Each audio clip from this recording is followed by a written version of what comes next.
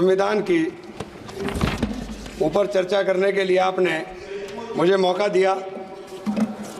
माननीय अध्यक्ष जी, जब भारत का संविधान बना उस समय देश के हालात क्या थे? आर्थिक हालात उस समय ये थे कि हम घरेलू सकल उत्पाद का जीडीपी केवल 2.7 लाख करोड़ यानी 794 रुपए प्रति व्यक्ति था। प्रति व्यक्ति आय 63 पैसे प्रतिदिन थी, 230 रुपए प्रति वर्ष। कृषि उत्पादन, जापान में चावल का उत्पादन 748 किलो प्रति हेक्टेयर था, भारत में मात्र 110 किलो प्रति हेक्टेयर था। खाद्यान्न संकट था और गंभीर खाद्यान्न संकट मद्रास में चक्रवात ने और बढ़ा दिया था। उस हालात में जब हमें पूरे विश्व में कहीं से कोई मदद करने को तैयार नहीं था, उस समय शोषणकारी सामाजिक व्यवस्था इस देश के अंदर लागू थी, जहां जमींदारी, रैयतवारी, मालवारी ऐसी व्यवस्थाएं थी जो श्रमिकों का और किसानों का संसाधन और उत्पादन पे दोनों पर अधिकार नहीं छोड़ती थी। ऐसी 1947 में भारत की अर्थव्यवस्था मूल्यह्रास अर्थव्यवस्था थी। उत्पादन में बहुत सारे कारकों का उपयोग उत्पादन व्यवस्था को कमजोर बनाता था और हालात ये थे, उद्योग स्थापित नहीं होते। 1947 में भारत की विकास दर मात्र 1% सालाना थी। सीमित जीवन की संभावनाएं देश के अंदर थी। कुल मृत्यु दर प्रति 18 प्रति हजार थी और शिशु मृत्यु दर 218 प्रति हजार, यानी 1000 बच्चों में से 218 बच्चे जन्म लेते ही मर जाते थे। न्यूनतम श्रम मूल्य था। मान्यवर, मैं ये बातें आपको इसलिए याद दिला रहा हूं, और देश का विभाजन हो रहा था, चारों तरफ नफरत का माहौल था, लेकिन उस वक्त भी अहिंसा की बात, प्रेम की बात और भारत के धर्मनिरपेक्ष स्वरूप की बात करने का काम संविधान सभा में हो रहा था। ये बातें मैं इसलिए याद दिला रहा हूं कि 70 साल में हमने क्या किया। मैं आप जो यहाँ खड़े हो, ये पंडित जवाहरलाल नेहरू की नीतियां थी कि हम देश को यहाँ लेकर के आए। पंडित जवाहरलाल नेहरू की नीतियां थी कि देश के अंदर इतने संसाधनों का विकास हुआ।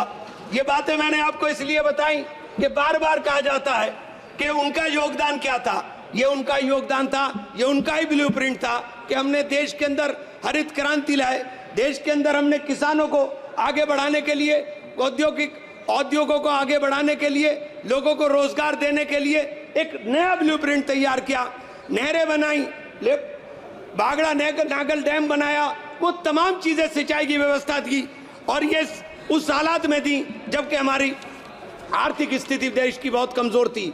मान्यवर, इस संविधान को जब बनाया गया तो संविधान को प्रस्तुत करते हुए बाबा साहेब भीमराव अम्बेडकर ने कहा था कि ये एक सामाजिक परिवर्तन का माध्यम है। उनकी दृष्टि में केवल कानूनी दस्तावेज नहीं बल्कि एक नैतिक प्रतिज्ञा है जो में न्याय, समानता, स्वतंत्रता, बंधुत्व के सिद्धांत से जोड़ती है।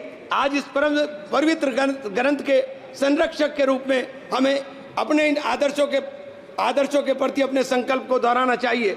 26 नवंबर 1949 को संविधान सभा में अपनी अंतिम भाषण के अंदर जब उन्होंने इसको प्रस्तुत करते हुए कहा, यह कांग्रेस पार्टी का अनुशासन ही का परिणाम था कि प्रारूप समिति के प्रत्येक अनुच्छेद और संशोधन की नियति के प्रति आश्वस्त होकर उसे सभा में प्रस्तुत कर सकी। इसलिए इस सभा में प्रारूप संविधान के सुगमता के पारित हो जाने का सारा श्रेय कांग्रेस पार्टी को जाता है। हम लोग संविधान को बनाने वाले लोग हैं, हम संविधान को बनाने वाले, मानने वाले और संविधान को अपने सीने से लगाने वाले हैं। किसी के लिए एक किताब हो सकती है, लेकिन हमारे लिए तो एक पवित्र ग्रंथ है। इसी ग्रंथ के माध्यम से हमें देश के अंदर बराबरी का अधिकार मिला। मान्यवर, 2 मिनट। इसी ग्रंथ के माध्यम से हमें अधिकार मिला। आज हमारे अधिकारों के ऊपर कुठाराघात हो रहा है। वक्फ के नाम पे हमारी संपत्तियां छीनने की साजिश की जा रही है। आज हमें पूरे तरीके से जगदम्बिका पाल साहब ने हमारे माननीय नहीं अभी बैठो सुनना भी रखो। वक्फ के नाम के ऊपर हमारी प्रॉपर्टी छीनने की साजिश की जा रही है। वक्फ कानून ला करके सारी प्रॉपर्टी हड़पना चाहते हैं। आज पूरे देश के अंदर एक नफरत का माहौल हमारे खिलाफ खड़ा किया जा रहा है। संभल की घटना हो या बहराइच की घटना हो, आज देश में मुसलमान की स्थिति हो गई कि घर में रहेगा तो दंगाई मारेंगे और बाहर निकलेगा तो पुलिस मारेगी। साथ मैं आपसे कहना चाहता हूं, बस बहराइच में यही हुआ, संभल में यही हुआ, आज सीधे गोली मारी जाती है। हमारी जान की कीमत आज समझने को कोई तैयार नहीं। मैं आपसे कहना चाहता हूं मान्यवर कि आज जिस प्रकार से इन तमाम संवैधानिक संस्थाओं का दुरुपयोग हो रहा है, एक सबसे बड़ा उदाहरण मनोज परमार नाम का आदमी जो कारोबारी था, उसके बच्चों ने राहुल जी को उनकी यात्रा के अंदर भारत जोड़ो यात्रा में गुल्लक दी। उसके घर पर ईडी की रेड हुई, उसने सुसाइड किया, अपनी पत्नी के साथ सुसाइड किया और सुसाइड नोट में लिखा कि ईडी के अधिकारी ने उसके कंधे पर पैर रखकर कहा कि तुम भाजपा ज्वाइन कर लो, प्लीज तुम भाजपा ज्वाइन कर लो। मैं कंक्लूड कर रहा हूं सर, तुम भाजपा ज्वाइन कर लो, तुम्हारी जान बच जाएगी। आज ईडी और सीबीआई का इस्तेमाल हमें डराने के लिए होगा। आज ईडी और सीबीआई का इस्तेमाल इन तमाम आवाजों को चुप करने के लिए होगा। ये संविधान के इस पावन मौके पर जब हम संविधान के पर चर्चा कर रहे हैं तो हम इस संविधान की चर्चा में कहना चाहता हूं कि संविधान, मान्यवर माइक बंद हो गया, एक मिनट कंक्लूड, एक मिनट करो, बात करो। मैं आपसे कहना चाहता हूं कि हम संविधान को अगर अंगीकार करने की बात कर रहे हैं, हम देश के अंदर अगर संविधान के रक्षक के रूप में यह पूरा का पूरा सदन क्रॉस द पार्टीज खड़ा हुआ है, तो मैं आपसे कहना चाहता